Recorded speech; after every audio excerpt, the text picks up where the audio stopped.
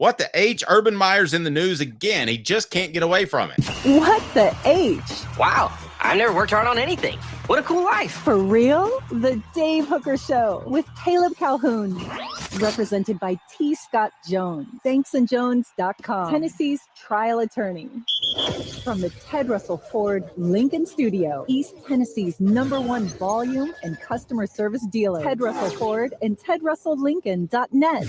Now to the Dave Hooker Show on Off the Hook Sports. All right, Caleb, what was it that Urban Meyer had to say? I'm sure it wasn't self-serving. No, not at all. And I'm sure he and Tim Tebow prayed on it together because Urban Meyer is a really deep Christian man, and he read a Christian program at the University of Florida. Well, not easy. I don't want to criticize Tim Tebow for being Christian. I'm criticizing Urban Meyer for hiding behind Tim Tebow when he was at Florida to pretend that he was running a clean program when he had a bunch of murderers and girlfriend threateners and, girlfriend stranglers and racists and rapists. And I don't know what else you want to throw out there on Florida during that time. What was it that Urban Meyer specifically said about Alabama? If I might? So, Urban Meyer was talking about Alabama and Kalen DeBoer. And he was talking about on the triple option. He was talking about the win total set for Kalen DeBoer, which is set at 9.5 games. And Urban Meyer goes, quote, I think they'll win over 9.5 games or win double-digit games. The question I have is, what happens if they don't? Will they pull the plug? Is that the kind of school? Ohio State and Florida. Florida's in a different place right now, but there was a time where if you weren't in the double-digit, it was out. At Ohio State, I would imagine that Day has bought a little time. Obviously, my God. A little time. He won a national title. I know, right? And then he goes, obviously, my God, what are we talking about? Was what he said. But then he said, but as much as I think it's neat to talk about it, will it be 9.5? I don't care. What does Alabama do if they don't hit it? Just keeps dropping are they going to fire Kalen DeBoer? I know this is so weird. It almost defies a coaching credo. And if you don't remember last year, he said this in the middle of the season about Ryan Day and the potential pressure that could be on him. I would have never thought. First, I thought Ryan Day was going to get fired last year. To be real honest with you, I thought that he would potentially lose to Michigan, and if he did get fired, it turns out he won it all, so he's good. Yes, Urban likes his women young. He does, Daniel. So, but Caleb, I wouldn't have said that Urban Meyer would have wanted the Alabama job, but now I think that that's quite possible. I think he wants to get back in coaching. I think that the only programs he would take. I think if Florida came calling again, he'd go back there. I think he'd take Ohio State again. I think he'd take Notre Dame. I think he'd take Texas. He's kind of had he has had some public comments about them. I now think he would take Alabama. The pool has expanded to include the Crimson Tide. Oh, I 100% think he would take Alabama now. Well, and that, not even debate. And let's point this out a little bit. Urban Meyer, has about a list of about 10 schools he'd be willing to coach at. Don't you think it's about 10? That he would have all the resources he needs to win. I once thought it was Notre Dame and Ohio State only. I now lean towards you. If you made me pick between 2 and 10, I'll take 10. Yeah, it's about 10. And by the way, Tennessee's on that 10. He said some things earlier this year where he's clearly gunning for the Tennessee job if he can get it too. It's like Tennessee, Texas, Ohio State. I think Notre Dame's out. Look, say whatever you guys can criticize Notre Dame all day. Notre Dame they actually do believe in the standards they set, and they would never accept an Urban Meyer at their program now. No, because it undermines their competitive nature. Because I've mentioned this before, you don't control discipline, you don't control admittance. So when you don't have those two things, I mean, you would be crazy not to uphold your virtuous approach to athletics in other areas if it's actually going to hurt you in terms of roster building. No, exactly. Notre Dame basically does what Joe Paterno claimed he did at Penn State. They really do try to do the victory with honor thing, and it's why they haven't had much victory in the last 40 years. But it's hard to do.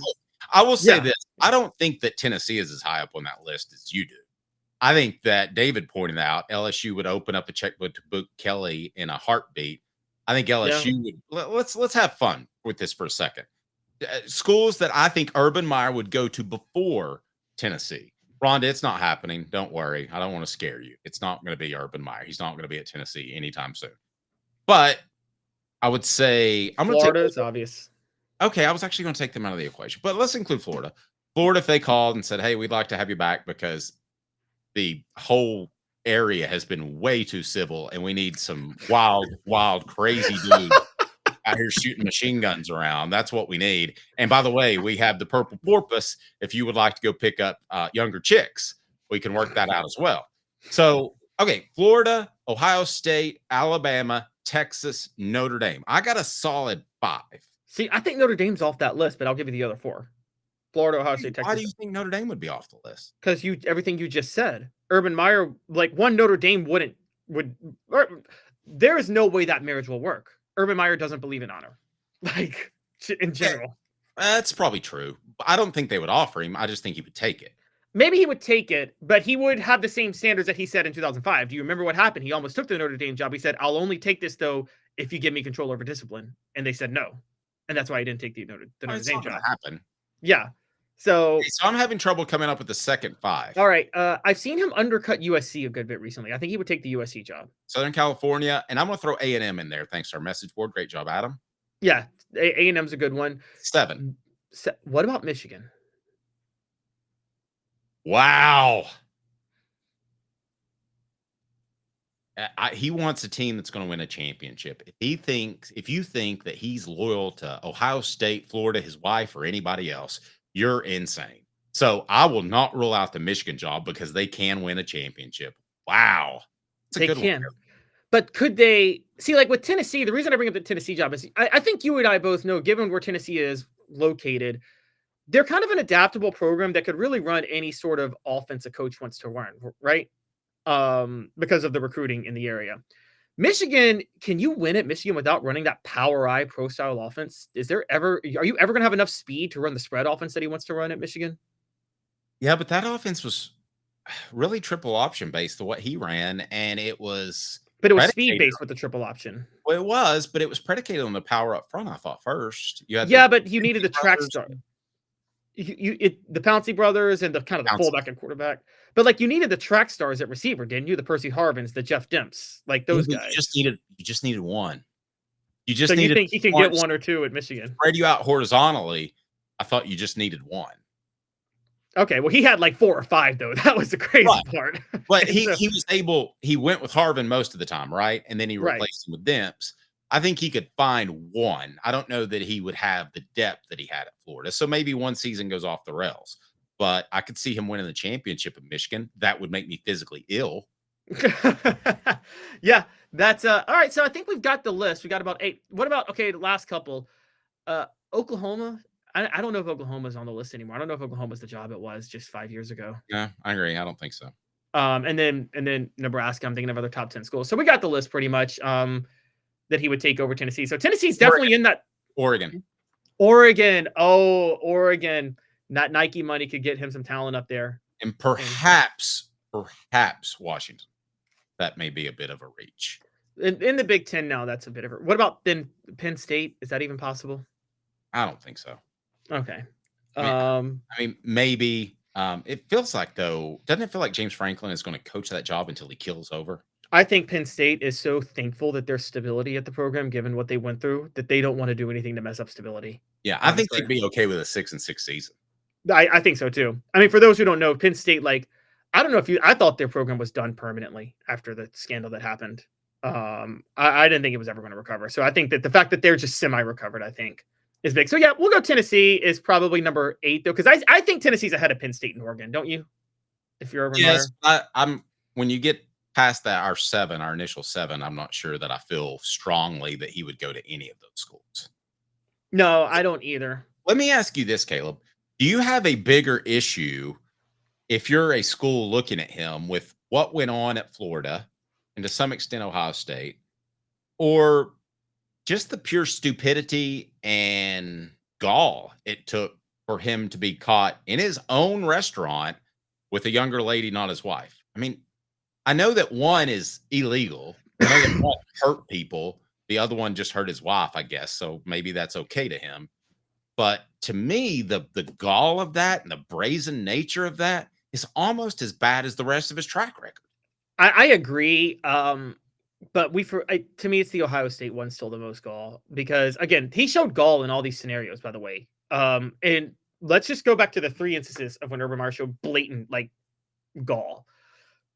Florida, 2009, Brandon Spikes tries to blind a player on the field, tries to gouge a Georgia player's eyes out. Urban Meyer comes out the next day and says, I'll suspend him for a half against Vanderbilt. Just to try to throw a middle finger. And then the SEC steps in and it's like, no, you got to suspend him for the game. And so they suspend him for the game. Ohio State, this is still the worst, Dave. His assistant coach was beating his wife and he didn't fire him. And then when it got caught, he still was like, I'm not going to do it. But I mean, that's still the worst, isn't it? Did you know that Duke coach John Shire lost most of the vision on one of his eyes? And when he was playing for the Miami Heat, that's why he got into coaching. I did not. That's totally random, but yeah. I don't know where that came from. But well, eyes, gouging eyes. Oh, gouging eyes. Okay. But like the Zach Smith scandal is still one of the worst. Because the thing is, and by the way, also just the level of like not just hiding behind Tim Tebow at Florida. Urban Meyer, you guys should watch this. This is still up.